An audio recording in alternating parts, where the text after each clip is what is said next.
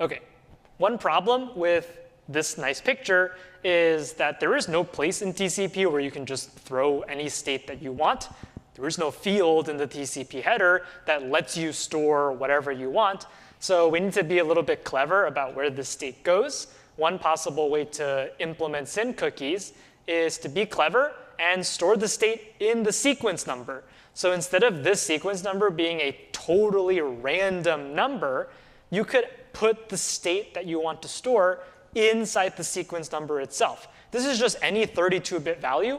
It just can't be predictable. So maybe you take whatever state you wanted to save, and you encode it as your starting sequence number. And the client, once again, has to remember that sequence number and return it to you. And when you get it back, then you get all of your state back. And the server can now call malloc with whatever state it gets. So this is basically the same picture as before, but instead of the state being some new thing that we added to the TCP packet, we can encode it as part of the sequence number. It's 32 random bits. Nothing is stopping you from setting some of those bits aside and using it to store the state that you were trying to store.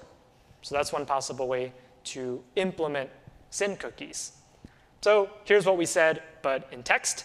So the observation that we made to make SYN cookies possible is to notice that the server was creating state too early. So we can delay the creation of state by sending the state back to the client, forcing the client to remember it first, and then send it back to the server. This eliminates the asymmetry problem from earlier.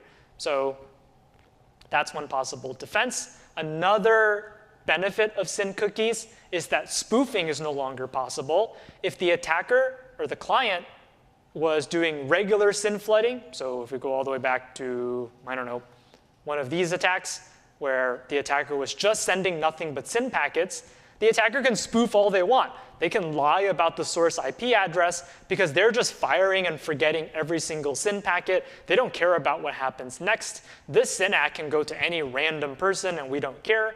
The attacker can spoof every single source IP, and that makes it harder for the server to filter out which SYN packets are legitimate.